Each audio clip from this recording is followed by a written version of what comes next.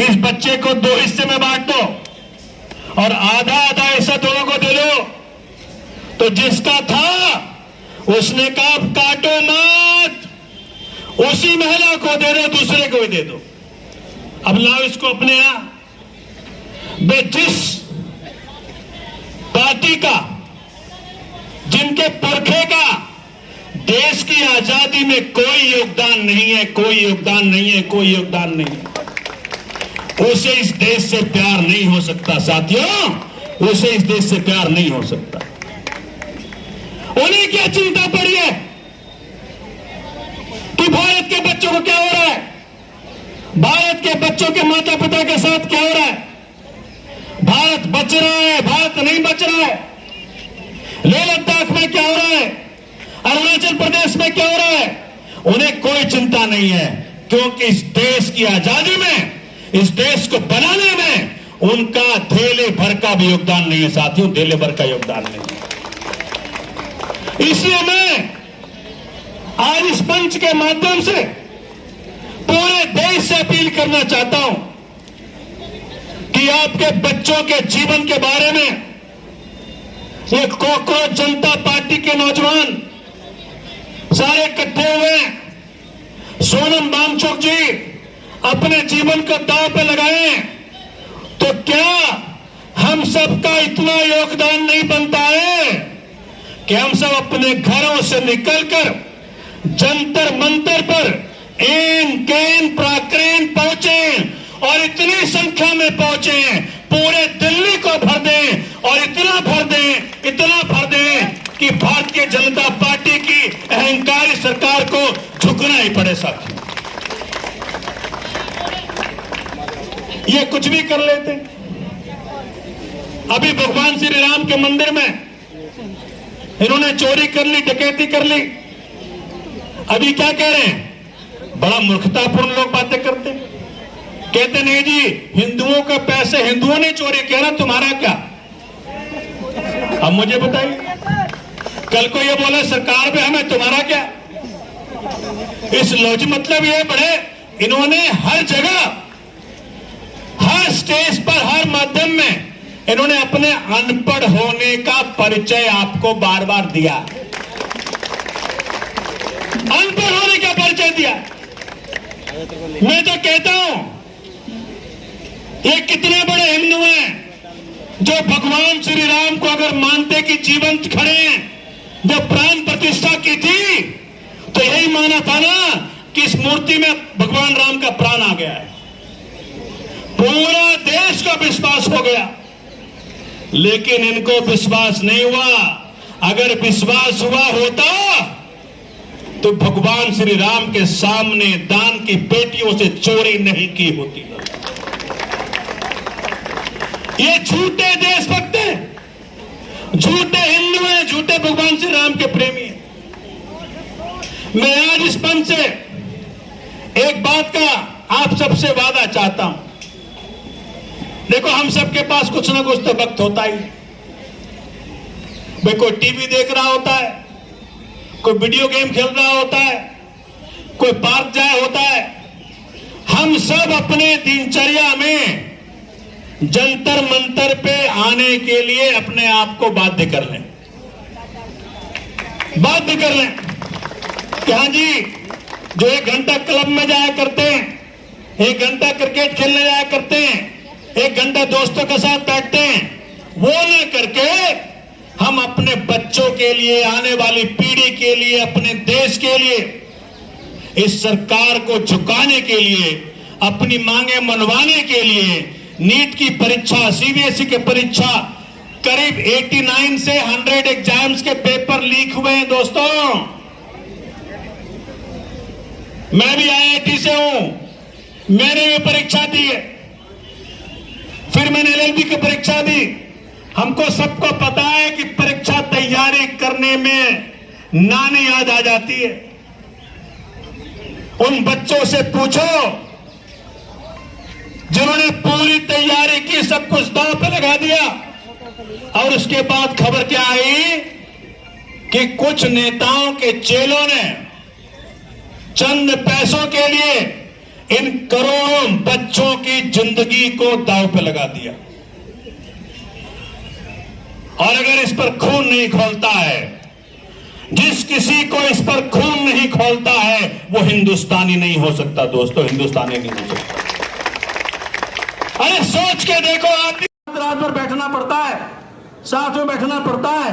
उन माओं से पूछो जो बच्चों के ऊपर पूरी रात गुजार देती है पढ़ाने के लिए। इसलिए मैं आज आप सबसे अपील करने आया हूं, जो आदमी यहां पे आए हैं, जहां तक मेरी बात आवाज पहुंच रही है, सभी अपने अपने फोन से जितने लोगों को फोन कर सकते हैं, बोलो भाई देश के लिए आ जाओ। ये बच्चे अपने लिए थोड़ी यहां पे आए हुए हैं। सोनम वांगचुक जी लेह लद्दाख से यहां पे आए हुए हैं। सोचिए,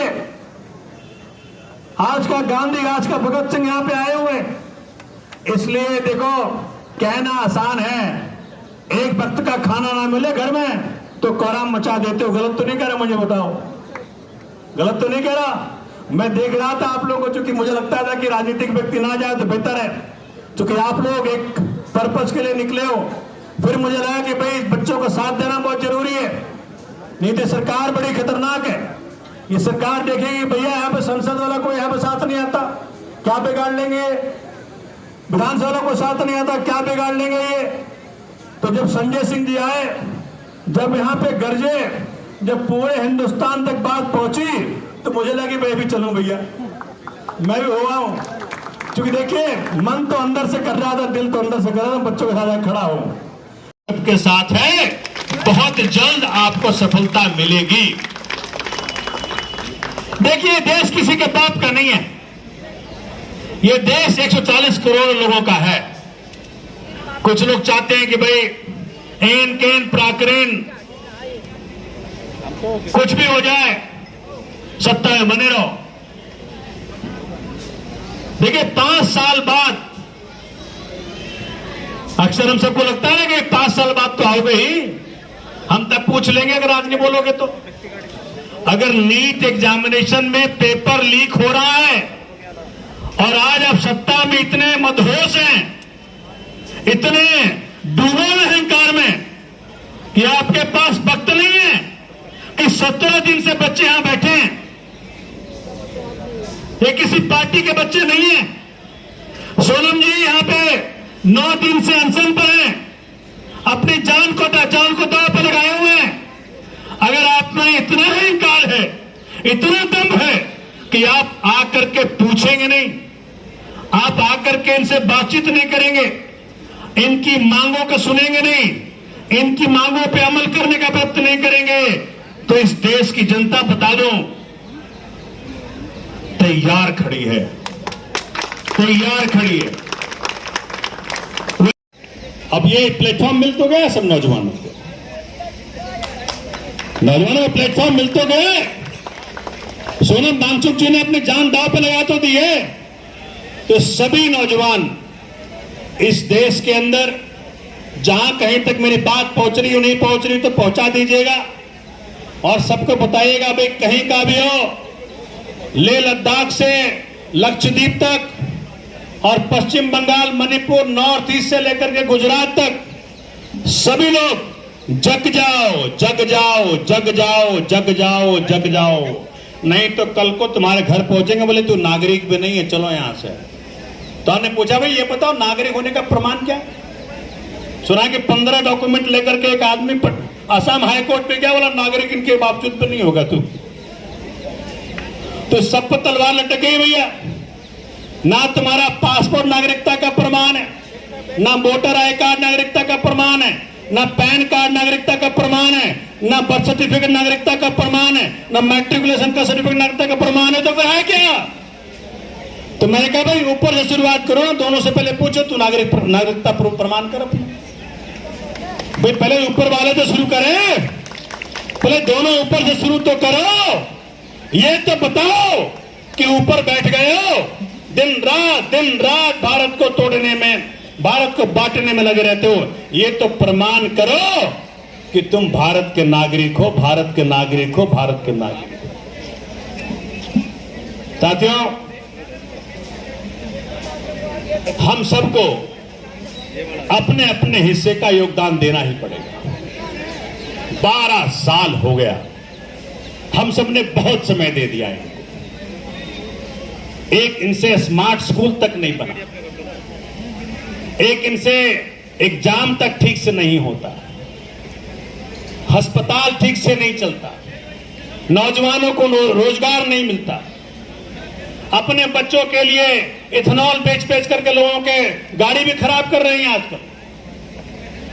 और ये पड़ जाते हैं ना पीछे, भाई वो बिठा दिया है इंडस्ट्री के लोगों को भी, तुम भी बोलो।